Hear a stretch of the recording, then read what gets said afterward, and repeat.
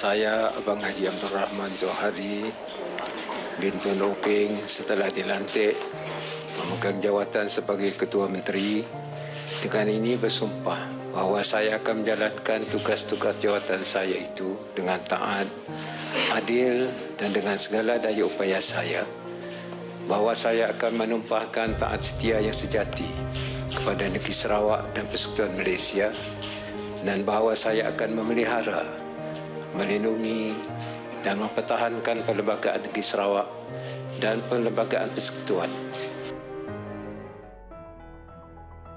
My administration is committed to continuing the social inclusivity agenda by providing targeted cradle-to-grave assistance and services.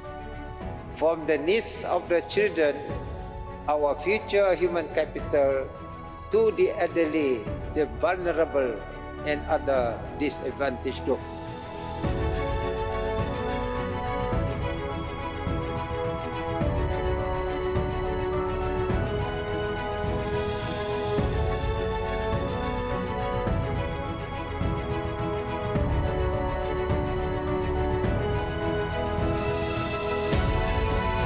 Pada tahun 22, memang pendapatan kita telah bertambah. Maknanya pendapatan kita telah melebihi daripada garisan World Bank yang memberi satu indikator bahawa ekonomi kita membangun dengan baik. Kita nak bawa Sarawak sebagai negeri yang termaju pada 2030.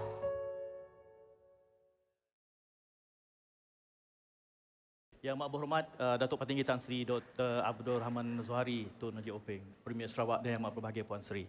Yang Amat Berhormat Datuk Sri Fadilah Yusof, Timbalan Perdana Menteri, dan juga Puan Sri. Pimpinan Kabinet Pusat dan juga Negeri Tan Sri Datuk Tuan-tuan Perempuan. Dan tidak lupa kawan-kawan, teman-teman setugas saya, Prof. Datuk Sivah dan juga Mona. Assalamualaikum dan salam muhibah. Saya kira pada hari ini, tanggal 13 Januari, 7 tahun lalu, genap 7 tahun, satu rekod yang sangat memberangsangkan. Nombor tidak boleh menipu kita. Prestasi yang cukup memberangsangkan. 7 tahun ini besar artinya, khususnya kepada rakyat negeri Sarawak. Kita sekali lagi berikan tepukan. Saya tengok dalam drilling tadi ada pemimpin superpower. ada ungkapannya begitu. Bukan hanya soal datang daripada kami dan bukan hanya kerana acara ini. Saya kira banyak negeri yang cuba mencontohi. Dan bahkan bukan hanya dalam konteks negeri-negeri lain. Datuk Petinggi juga mewakili Malaysia barangkali memberikan pengisian sebagai hikmah kepada negara lain. Jadi ini kesempatannya bukan hanya kami yang dipentas ini, tuan-tuan juga akan diberikan ruangnya untuk berinteraksi. Sementara ini namanya sesi town hall dan mereka yang menonton secara dalam talian juga akan kita cuplik, akan kita petik nanti insya-Allah soalannya. Dan Tan Sri, kami Datuk Prof Siva juga bersetuju kita ladies first lah untuk malam ini. Jadi kita bukakan langkah ini. Silakan. Terima kasih Syed. Jadi kita kat sini bukan untuk meraihkan 7 tahun saja, tapi the most progressive 7 years in the history of Sarawak under the leadership of YAB Premier. Tepuk sikit loh dengan kita semua. So we will touch a bit on some of the progressive initiatives that we've had under your leadership, Datuk Petinggi. But before that, how did you envision your 7 years, and was this how you hoped that it would unfold? Pertama kali saya mengucap terima kasih kerana pada malam ini kita dapat berinteraksi dengan masyarakat kita, sama ada melalui TV ataupun yang hadir pada malam ini. Saya pertama kali mengucap setinggi penghargaan dan terima kasih kepada rakyat Sarawak yang telah memberi keyakinan kepada saya dan rakan-rakan saya dalam GPS untuk mengurus dan mentadbirkan negeri Sarawak. Memang saya telah dilantik menjadi Ketua Menteri pada 2017 selepas Allahyarham Bin Sri Adnan meninggal dunia. Dan without notice saya telah dilantik, diberi kepercayaan untuk mentadbirkan sebuah wilayah yang besar di Malaysia, negeri yang terbesar, negeri yang mempunyai banyak cabaran. Tapi alhamdulillah dengan sokongan dan perpaduan rakyat kita dapat mentadbir dengan baik. Perkara yang penting saya lihat ialah saya mempunyai pengalaman latar belakang 40 tahun dalam pentadbiran Sarawak di bawah pimpinan Tun Pen Sri Taib. Selepas itu Pen Sri Adnan walaupun tidak lama.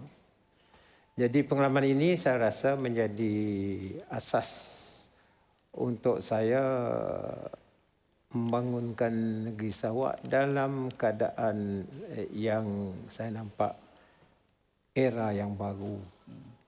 Sebab itu saya terus melaksanakan dasar digital economy.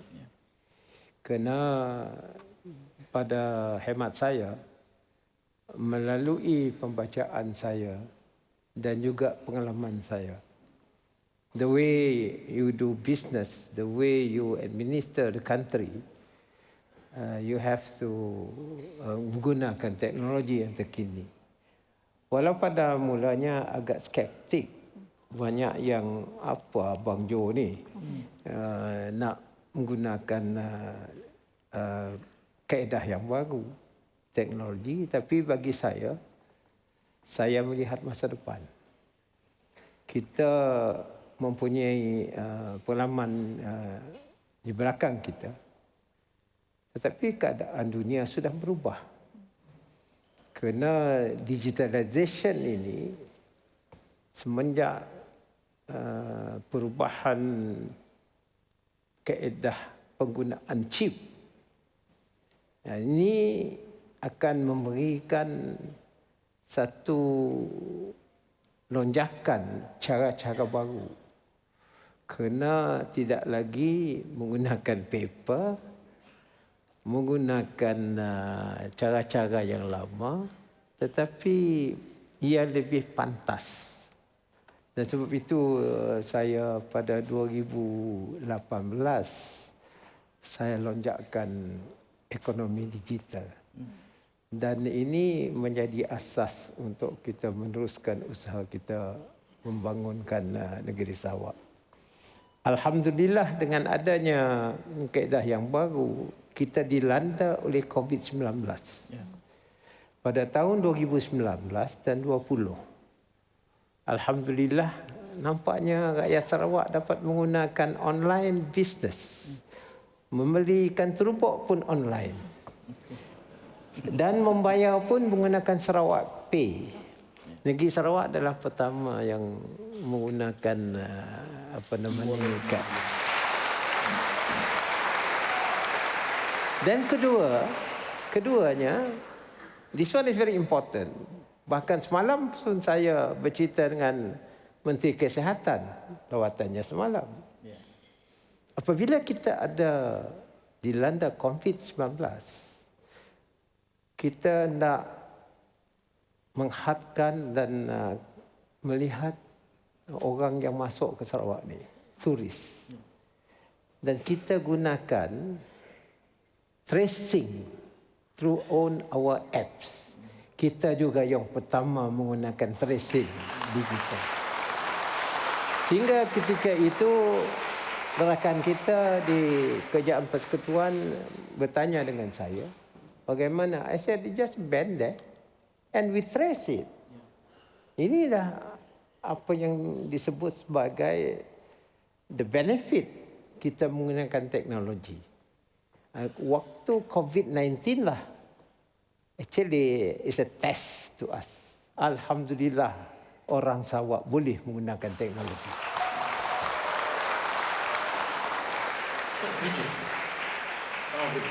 Ya. Mana ya? Mana yang berita? Kalau kita lihat, tadi Datuk Petinggi bercakap tentang pengalaman, tentang digitalisation dan juga bagaimana sebenarnya Sarawak bergerak ke hadapan. Dan sudah pasti kesemua itu memerlukan kestabilan. Dan untuk kita bergerak ke arah Sarawak maju makmur 2030, kestabilan itu menjadi teras. Boleh Datuk Petinggi berkongsi kepada kami, apakah ramuan formula kestabilan itu yang sebenarnya mengukuhkan lagi kewibawaan pentadbiran Datuk Petinggi, kerana dalam masa 7 tahun kita melihat pelbagai pencapaian yang luar biasa yang dianggap memang hebat, diiktiraf dalam dan juga di luar negara. Barangkali itu perlu dikongsi dengan yang sedang menonton di luar dan juga yang berada dalam dewan ini. Di manakah kestabilan itu terbina, Datuk Petinggi? Memang kita berhendakkan satu suasana yang aman dan harmoni. Dan ini wujud daripada mutual respect.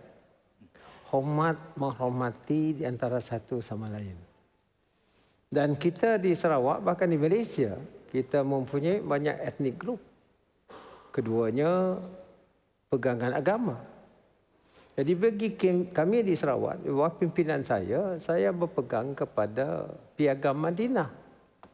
Sebagai seorang Muslim dan seorang pemimpin Islam, saya melihat contoh pimpinan yang dibawa oleh Nabi Muhammad SAW dalam konteks Piagam Madinah yang mesti memberikan keadilan kepada semua yang diperintah oleh agama Islam. Jadi sudah pasti formula perpaduan itu kerap jadikan sebagai contoh baik dalam Sarawak ataupun di luar Sarawak. Sebelum itu, Datuk Petinggi, pasukan manakah yang disokong dalam bola sepak Manchester United? Selalunya Manchester United ni boleh tahan. Walaupun Liverpool kata you cannot walk alone. Di situlah Unitednya. Kenapa saya tanyakan? Kerana walaupun berbeza dari sudut etnik, ras, agama, kita masih boleh bersama atas soal perpaduan. Jadi barangkali itu juga boleh dikongsi kepada kita. Bagaimana perpaduan itu terbina? Kerana kerap Sarawak itu jadikan sebagai contoh dalam kalangan masyarakat di Semenanjung. Jadikan Sarawaklah contoh yang harus kita lihat dalam soal perpaduan. Bagaimana mereka boleh tinggal bersama, sebagaimana yang Datuk Petinggi katakan tadi, mutual respect, faham, hormat, terima. Barangkali itu nilainya. Jadi apakah yang perlu dipelajari oleh mereka yang berada di luar dan juga dalam, kerana itu asas yang tidak boleh kita kompromi dan juga korban untuk kita menyelusuri tahun 2030. Kerana orang Sarawak memang kita hidup begitu. Seorang sebuah keluarga. Orang Sarawak mempunyai tradisi hormat menghormati antara satu sama lain. Dan kita hidup di bawah satu bumbung. Dan kita kerjasama. Dan dari kecil lagi kita bersama dengan masyarakat yang lain. Iban, Melayu, Cina. Bahkan ada orang Melayu boleh cakap Cina. Dan ini saya rasa semangat keluarga yang begitu akrab di antara etnik Sarawak. Dan lebih daripada itu dia kahwin. Saya mungkin cari jodoh di sana. Gitu. Simpang mencari jodoh. Boleh, welcome. Cina kahwin Melayu, Melayu kahwin Iban Badayu. Dan kita hybrid Sarawakian.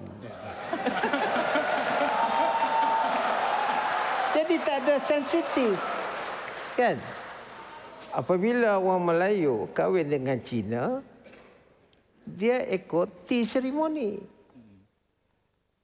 Dan keluarga Cina pula melihat bagaimana akad nikah kita berlaku.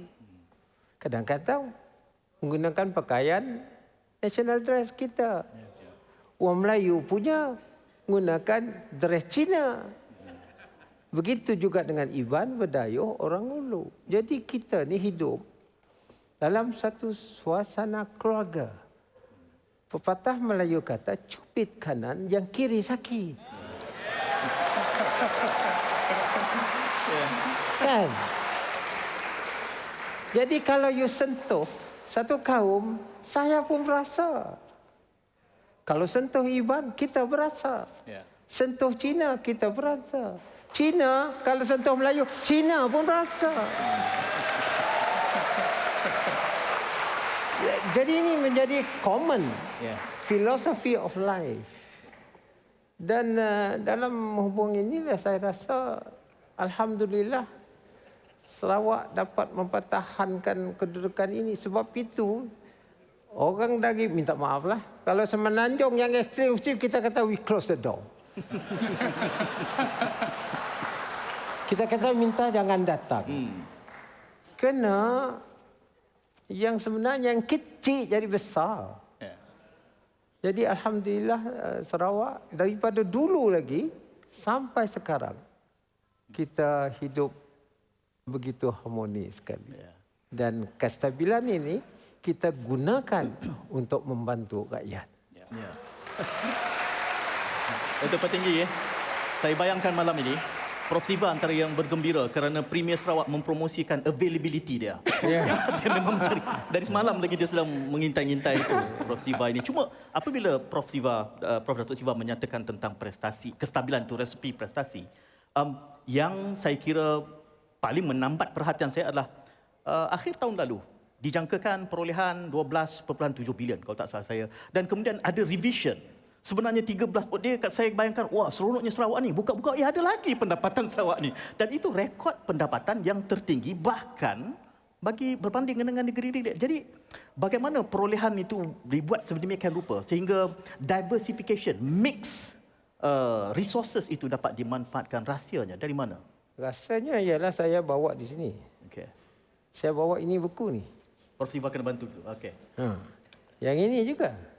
Tak. Yang ini. Yang pentingnya. Perlembagaan Malaysia. Saya pegangkan Tan. Boleh. Perlembagaan Sarawak. Yang ini Malaysian Agreement. Okey. MA. Okey. Dan ini adalah Cobble Commission. Yang 4 ni lah menjadi Bible saya. Kita ada mempunyai beberapa peruntukan di mana kita mempunyai kuasa untuk mencari rezeki untuk Sarawak. Sebab itu saya laksanakan sales tax dulu kepada Petronas. Petronas tu tak boleh disentuh sikit. Tapi saya kata we have the power under the constitution to impose sales tax. Jadi dari sudut ekonomi, ini adalah satu instrumen yang penting untuk menjana pendapatan dan saya gunakan. Selain daripada itu, kita punya ekonomi hendaklah kita pelbagaikan. Kita tidak juga boleh bergantung kepada minyak dan gas. Dan saya lihat apa yang berlaku dalam dunia hari ini daripada Kyoto 1997. Orang dah bercakap mengenai dengan iklim. Climate change. Climate change. Lepas itu Paris Agreement 2015, COP21. Barulah negara kata memang kita berhadapan dengan iklim ni. Dan baru-baru ini COP28. Okey. Jadi saya nampak bahawa ekonomi Sarawak hendaklah kita kaedahnya mengikut dikendaki oleh dunia ekonomi dunia pada hari ini.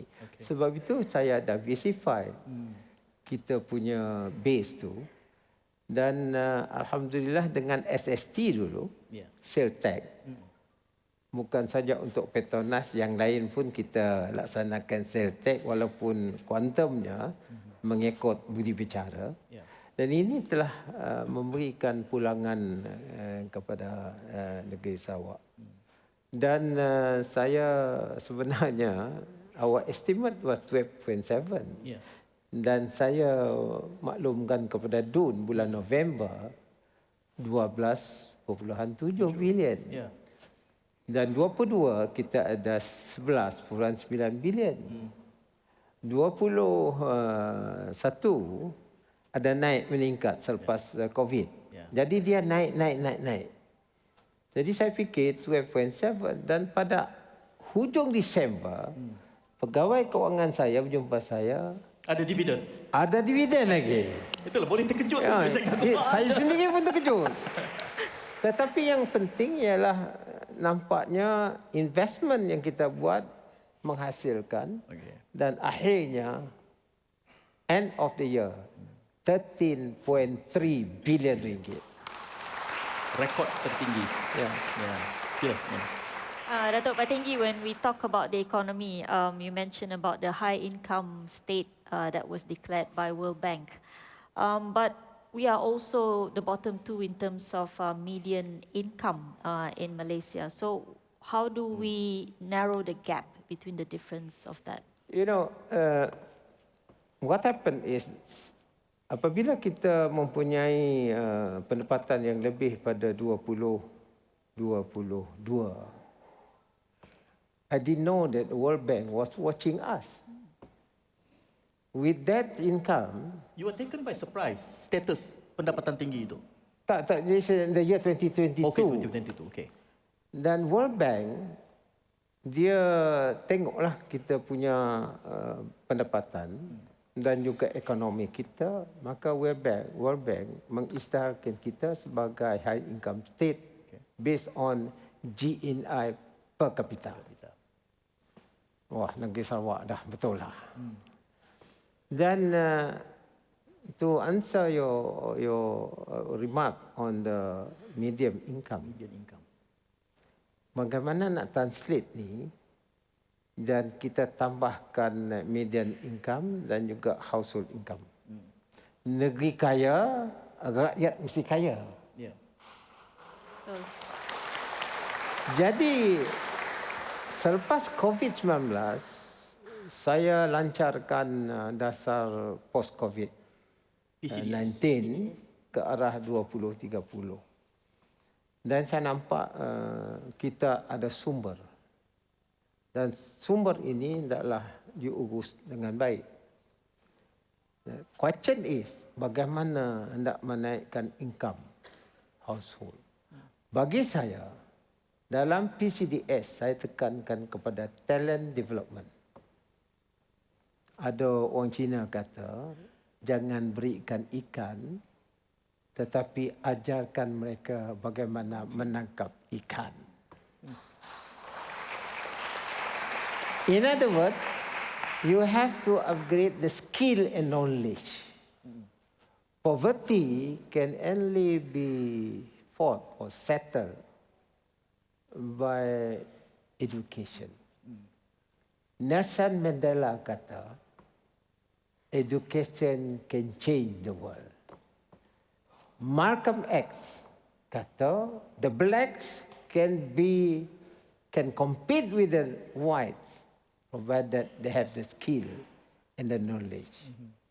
Orang Sarawak can compete with any others provided they have skill and knowledge. Sebab itu kita berikan tekanan kepada pendidikan. Minta maaf, sekarang ni pendidikan kita, we do not know actually. The National Education Policy. Sekali gini, sekali itu. Orang pun got confused. Jadi bagi kita di Sarawak, kita kata language is important. Selain daripada bahasa Malaysia, which is mandatory. Kita pun retain English. Dua-dua. Ada orang kata kita tak patriotic. Bagi saya, perut lebih penting daripada patriotism yang tak betul. Sebab itu, kita tekankan kedua-dua. Kedua-dua, memang identiti bahasa adalah identiti negara. Kita beri tumpuan, tetapi jangan kita tinggalkan something which is very, very important to our people. English bukan bahasa orang putih lagi. English adalah bahasa antarabangsa. If you want to play as an international player, So, use the international rule. Bahasa is one of it. Jadi saya rasa, kalau kita memberikan pendidikan yang baik kepada anak, you can fight poverty. Dan sebab itu pada hari ini saya masih berfikir dan insya-Allah akan saya laksanakan. I have a target 2026. We give free tertiary education to all Sarawakian in Sarawak University. Dan kita minta mereka mempelajari jurusan-jurusan yang ada hubung kait dengan ekonomi baru. Kalau banyak sangat social science susah juga. You create unemployed graduate. Jadi orang kampung, ibu bapa tanya, anak aku dah pergi universiti apa tak dapat kerja. Jadi kita punya dasar mestilah seimbang. Dan kita letakkan teknologi sebagai top priority dalam ekonomi baru. Jadi sebelum kita teruskan dengan soalan dari moderators, kita akan ambil satu soalan daripada audience hari ini. Dipersilakan. Silakan. Kita telah mengedarkan mikrofonnya. Mohon Kita perkenalkan ada mikrofon, diri. ya. Siapa? Okey. Perkenalkan diri sendiri, kemudian ajukan soalan. Assalamualaikum warahmatullahi wabarakatuh. Waalaikumsalam. Saya Dayang Khadijah dari Unit Sebekas Kampung Bunga Rampai. Saya ada satu soalan untuk Yang Amat Berbahagia Premier. Mohon Premier memberi penerangan lanjut mengenai carbon capture sebagai satu hasil penting bagi Sarawak dan bagaimana ia mendatangkan hasil buat rakyat. Itu saja. Carbon capture. Terima kasih di atas soalan yang telah dikemukakan. Ini adalah satu perkara yang baru. CCUS, Carbon Capture and Storage.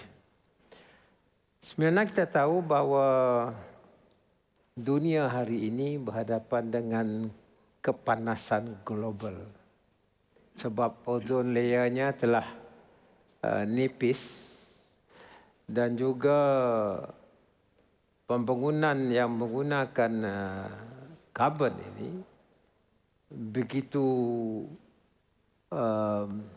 besar sekali hingga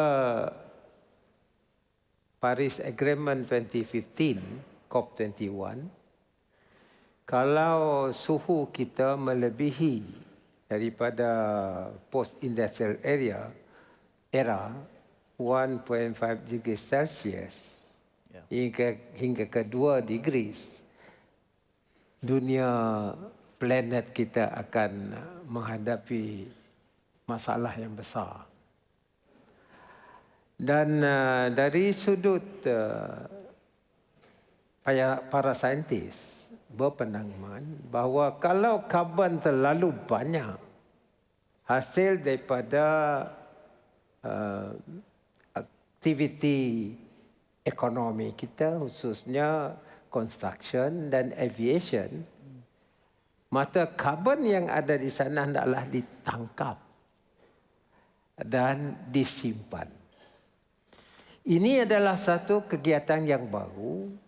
Banyak yang bertanya bagaimana menangkap karbon. Ada juga yang bertanya, kalau tangkap karbon ni bawa kalori ke? Ini adalah satu greenhouse problem. Dan kita ada mempunyai kaedah menangkapkan karbon ini. Dan ia dibawa dan di-store di dalam tanah. Saya pergi ke Eropah dan mengkaji mengenai dengan keadaan karbon ini sebab di Sarawak, sebelum saya menjadi Ketua Menteri, saya telah berinteraksi dan pergi ke negara Jerman melalui syarikat bernama Air Liquide dan Linde. Mereka ini pakar dalam gas. Hidrogen, oksigen, nitrogen, semua ni. Dan saya bertanya kepada mereka, apakah kereta masa depan menggunakan air? Mereka tak jawab saya. Hari kedua, dia beri cenderamata kepada saya model kereta kecil menggunakan air. Saya kata, why didn't you tell me yesterday? Because we just kept quiet. You know about this. H2O, hydrogen, oxygen. Actually, digunakannya bukan air, hidrogen. Kan? Jadi, sebab itu, apabila saya melawat dan nak cari-cari idea baru, saya nampak bahawa karbon ini boleh disimpan hanya beberapa tempat saja, bergantung kepada geologi dia. Dan keduanya ialah tidak ada pergerakan dari sudut tanah. Congak punya congak, rupanya di Sarawak ada. Di kawasan kontinen shelf kita yang tidak bergerak. Dan kontinen shelf kita kepada adik tu yang bertanya adalah geologi yang boleh menyimpankan karbon. Saya difahamkan hanya 4 saja di dunia ini yang very stable, and one of it is Sarawak Shores. Ini anugerah Tuhan. Jadi kepada adik yang bertanya, apabila dia tangkap karbon, dia simpan karbon dalam tanah, ni ada orang beri free dah. Kalau nak nyimpan, tentu ada bayarannya. Jadi dengan itu pendapatannya menjadi satu lagi pendapatan revenue stream kepada Sarawak. Saya harap saya dapat memberi bayangan kepada adik tadi, tapi kita doakanlah supaya geologi kita macam begitu juga. Ya. Dan Kita ada estimate-nya, Datuk Patinggi, Ya. revenue perolehan yang boleh didapati oleh Sarawak, ada estimate? dia ada dengan 2. Dia CCUS? satu itu karbon kita simpan. Nombor 2-nya kita masih ada pokok kita begitu, hutan kita banyak. Itu menjadi carbon sink. Ya, carbon sink. Kan? Photosynthesis lah. Saya. Ya. Jadi dia simpankan karbon ini. Ini juga menjadi satu lagi pada revenue untuk negeri Sarawak. Carbon trading. Dan saya rasa bahawa what you should do is you must have the legal parameter Ya. dari sudut pengurusan karbon ini yang mesti sesuai dengan perundangan antarabangsa. Dan ini adalah perkara baru. Ya. Termasuk negara maju pun ini baru. Dan sebab itu saya mengucap terima kasih kepada rakyat Sarawak yang tahu pasal ini. Dan kepada rakan-rakan saya dalam kabinet. Actually, I have to explain to them as well as the civil servant on this new carbon capture as well as carbon trading. Datuk Patinggi, kita dah bercakap tentang ekonomi, kita dah bercakap sosial, dan kita perlu bercakap tentang politik sedikit. Kestabilan politik itu penting, dan hubungan di antara Persekutuan dan Sarawak itu dianggap menjadi petunjuk kepada apa yang sedang berlaku. Kebelakangan ini kerap diperkatakan tentang banyak langkah. Langkah Dubai, langkah London, pelbagai langkah. Barangkali langkah kucing lah yang sangat penting untuk menentukan kestabilan politik. Mungkin Datuk Patinggi boleh berkongsi pengalaman dan juga apa yang harus dilakukan serta komitmen ke atas pentadbiran Perdana Menteri sendiri, Datuk Seri Anwar Ibrahim. Ya, selepas 2018, kita nampak bahawa politik negara tidaklah begitu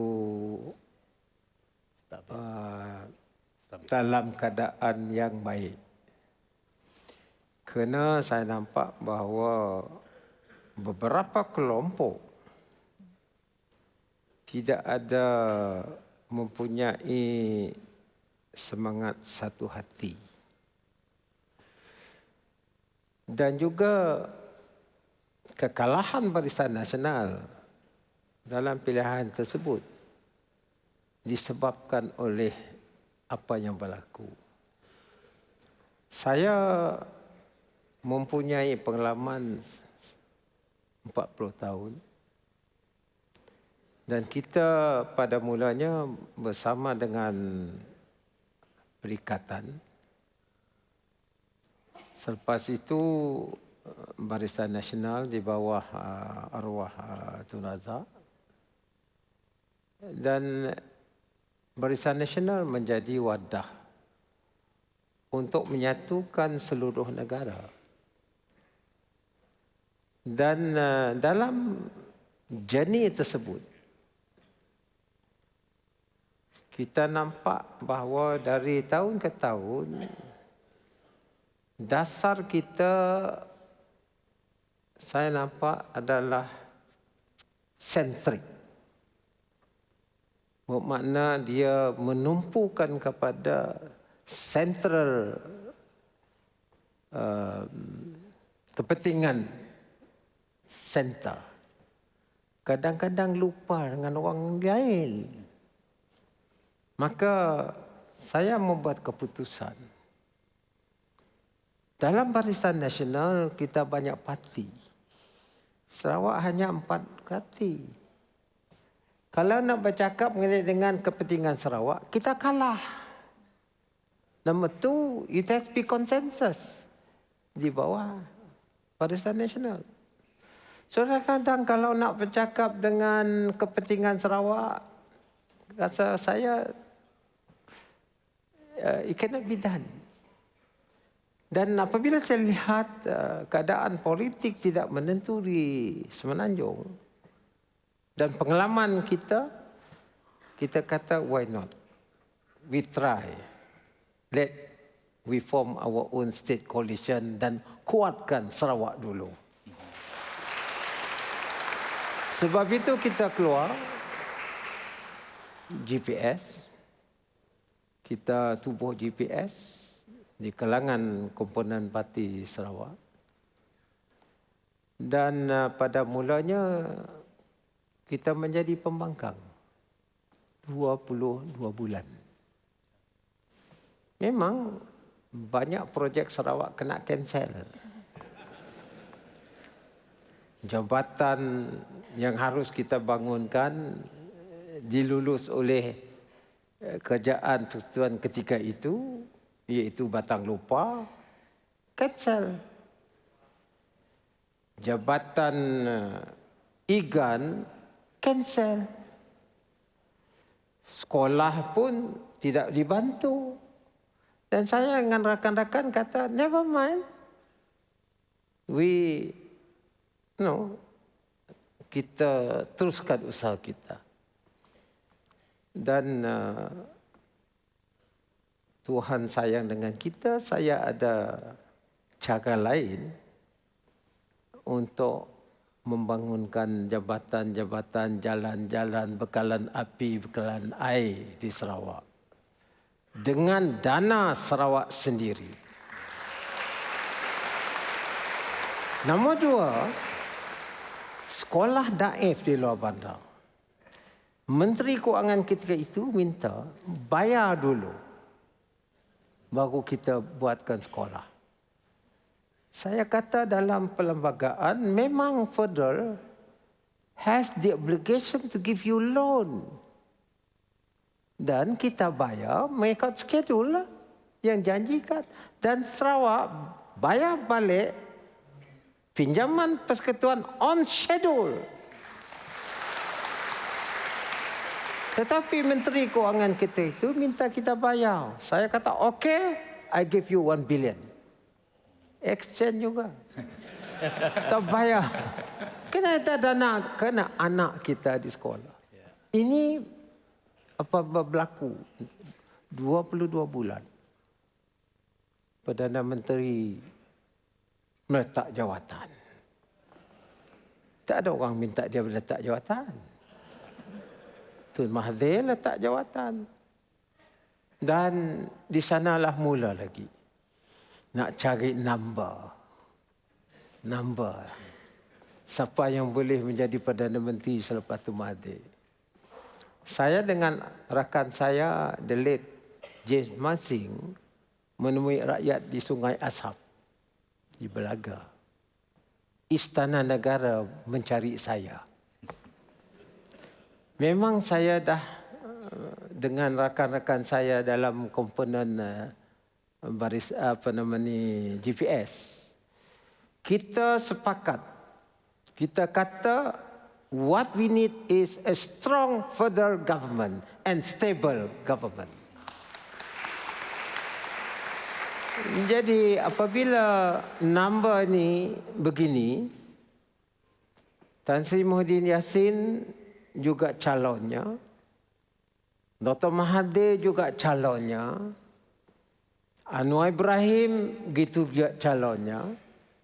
Kita kata for the sake of Malaysia, whoever got the highest number, kita tambahkan number dia. Jadi tuanku tanya, Sarawak macam mana? Waktu tu Tan Sri Muhyiddin Yassin got the biggest number. Jadi kata, okay, we support Tan Sri Muhyiddin Yassin. Istana Negara telefon jam 2, hari itu jam 5 Tan Sri Muhyiddin declare as the Prime Minister. Ini dia. Tetapi nampaknya tak lama. Ada lagi. Ada lagi.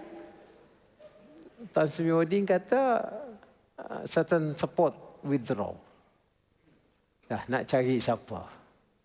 Tapi akhirnya Ismail Yaakob disebut dan kita kata Sarawak sokong. Waktu itu kita dah masuklah kabinet dah. Tak ada lagi 2 bulan. Kita sama-sama dalam tu. Itulah dia. Dan nampak saya politik di Semenanjung masih lagi begitu. Sampai ke pilihan raya. The outcome of our election pun begitu juga. Tak siapa yang ada number. Number ya. Akhirnya tuanku mengarahkan supaya ada kerjaan perpaduan all interest. Dan tuanku panggilkan kami dan saya hantar Datuk Seri Fadilah dan juga Datuk Seri Alexander Linggi dan 4 orang daripada GPS ya, berjumpa menghadap tuanku. Kita kata aku dengan tuanku menjunjung titah tuanku. Dan tuanku kata kerajaan perpaduan calonnya Datuk Seri Anwar, kita kata kita sokong demi untuk perpaduan kekuatan kestabilan Malaysia. Ini dia GPS. Dan saya fikir dah reda. Rupanya banyak langkah. Langkah 1, langkah 2, langkah 3. Akhir ini langkah 2. Saya pun baca, nama saya pun masuk juga. Kononnya, maybe by election, saya juga boleh, kononnya lah, boleh jadi Perdana Menteri. Tapi saya tahu sukatan baju saya. Kalau baju saya begini, beginilah. Katakanlah 23 kita ada MP. Dia nak tukarkan Anwar. Dia letakkan saya. Anwar dah tak ada lagi. 23 saja. Kau lama tak lama kau sana. Keluar lagi. Itu saya kata, saya bukan paloi.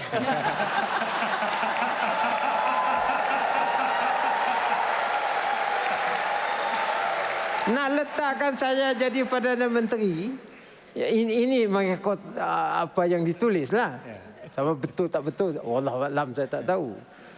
Tapi saya kata, Nak letakkan orang Sarawak jadi Perdana Menteri dengan 23 MP, tak masuk akal lah. Tapi yang penting sekarang ini, semua ahli politik mesti memberikan kepentingan rakyat dan negara daripada kepentingan itu. Kami di Sarawak insya-Allah, kami tahu, kami berkendakkan negara Malaysia kuat. Kalau tidak, jiran kita sekarang ini ke depan. Saya just give example dengan Perdana Menteri waktu perpaduan dulu, ada kita bertemu semua parti perpaduan. Saya kata pergi ke Sarawak, tengok Tebedu dengan Intikong. Intikong CIQ-nya macam International Airport. Intikong Tebedu begini saja. Saya cakap, menggambarkan Indonesia begitu membangun. Kita masih. Sebab apa? Pemimpin lagi dancing among themselves. Jadi saya kata, you should give priority to the interest of the country. Dan bagi kami di Sarawak, kami sokong kepada kestabilan politik kita, dan saya harap perkara ini boleh diatur dengan baik. Saya pun tak arif dengan politik di Semenanjung. Saya tak arif. Saya tak tahu. Hanya saya tahu ini. Jadi kita pun confused juga. Dia sebutkan ada PBB juga di Dubai. Jadi Datuk Amar Wang Tengah jumpa saya. Dia holiday. Memang dia ada di Dubai. Tapi dia tak ada jumpa orang tu. Dia tak ada. Ini dia. Jadi bagi kami dalam GPS politiknya atur dengan baik. Dan saya yakin kalau Anwar, kalau Anwar Perdana Menteri dah sana, biarkanlah sampai habis. Kan? Kerana ketentuan kerjaan mengikut demokrasi ialah apabila pilihan raya diadakan, ini keputusannya, itulah. Sampai habis. Kalau tengah jalan, dia kata apa ni? Apa nama? Tepuk atap. Tepuk atap, ya. Ada tepuk atap. Ada tepuk jendela nanti. Ada tepuk lantai pula. Jadi, tidak menentu. And then yang menjadi mangsa rakyat jelata. Bagi kami Sarawak, alhamdulillah lah. Pilihan raya yang lepas, rakyat memberi keyakinan kepada kita. GPS kita menang 76 daripada 82 kerusi. Saya cuba nak kaitkan soalan daripada adik Nina tadi. Jangan Datuk Prof Siva tadi juga ada bertanyakan soalan yang berkait tentang politik. Kita tentang bercakap tentang ini. Kerana saya bayangkan penonton bukan hanya anak Sarawak pada hari ini. Disebabkan oleh perkembangan yang pesat Sarawak ini, saya anggap Sarawak dimata-matai. Saya difahamkan banyak saja negeri yang datang menghadap bertanya bagaimana, how did you manage to do it so remarkably well. Dan kita lihat hari ini Sarawak apa yang tidak ada. Semuanya sudah ingin diotonomikan. Ya. Pendidikan juga kalau boleh ingin diotonomikan. Kesihatan juga sedang dirundingkan. Pelabuhan, royalty minyak, kerusi juga diminta 35%. Dan itu dimungkinkan dengan apa yang Datuk Patinggi sebut tadi. Alhamdulillah, Tuhan menyelamatkan kita. Dan Sarawak politically is now the kingmaker. Dan itu memberi kesempatan yang sangat luar biasa. Tetapi as we move along, dia menggambarkan bahawa apakah federalism akan tercalar disebabkan oleh terlalu Sarawak-sentrik. Bagaimana Datuk Patinggi respon kepada pandangan yang sebegitu? Memanglah ada orang kata ini Sarawak for Sarawakian ini. Ya. Sarawak first ni. Kalau kita dalam kampung, kita jaga rumah kita dulu. Kalau rumah kita baik, jiran kita pun baik. dan kita mempunyai kampung yang baik. Inilah pendekatan Sarawak. Kita bangunkan Sarawak dengan baik dan ia akan mewujudkan satu negara Malaysia yang kuat. That's why I said, if Sarawak is strong, Malaysia is strong. If Sarawak kucak-kacir, Malaysia is kucak-kacir. Sekarang Sarawak tidak kucak-kacir, sebelah sana kucak-kacir. You know? Yeah. So when you talk of federalism, memanglah sebuah negara yang diwujudkan dari pembentukan persekutuan, memang kita ada provinsi atau wilayah yang menjadi kekuatan wilayah itu sendiri. Germany adalah federal state. Yeah. Kan? Kalau nak tengok yang kuat dalam Germany is Bavaria. Yeah. It doesn't mean Bavaria want to declare independent. Cuman masih sana. Kalau Sarawak kuat, kita jadi Bavaria of Malaysia.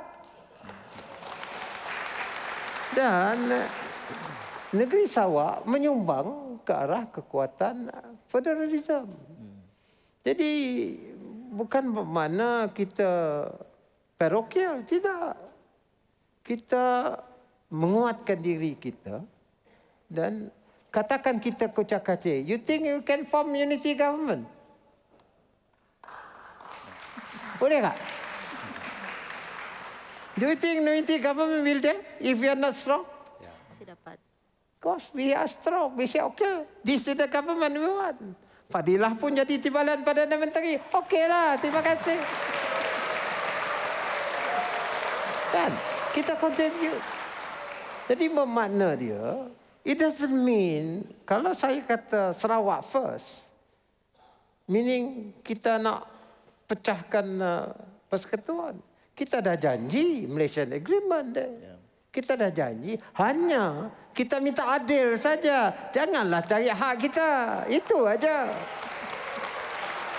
Itu aja. Yang hak kita lah. Tan, pernah saya bertanya dengan saya dulu pasal ini. Saya kata, bukan kita nak mengambil hak orang. Kita jaga hak kita. Tapi ada orang yang ambil hak kita. Kalau orang mengambil hak kita, kita minta hak itu balik kepada kita. Itu saja. Dan this is, the way we do lah. Tapi Alhamdulillah setakat ini, memang adalah suara kecil-kecil pasal independent ni. Bukan senang nak jadi independent nation. Kita rasa bahawa apa yang kita perlu sekarang ialah negara kita yang kuat. Okay. So I subscribe to that. My colleagues, all my colleagues in GPS subscribe to that. Okay. Dan saya ucap terima kasih kepada seluruh pimpinan dalam GPS yang mempunyai satu hati untuk membangunkan Sarawak dan juga menguatkan pusat di Kuala Lumpur. Ya, saya semacam Datuk Patinggi tahu kita di hujung waktu. Itu rumusan yang paling baik untuk perbincangan sesi town hall pada malam ini. Saya gambarkan di awal tadi bahawa fakta tidak boleh menipu. Prestasi Sarawak sangat memberangsangkan. Ingin dicontohi oleh banyak negeri lain. Bahkan juga ada negara lain yang ingin melihat. Saya kira ini adalah ulang tahun ke-7. Ini ulang tahun ke-7. Tahun ke-10 nanti macam mana kehebatannya. Tuan-tuan, kita berikan tepukan sekali kepada Premier Sarawak. Yang amat berhormat Datuk Patinggi Tan Sri Abang Jo.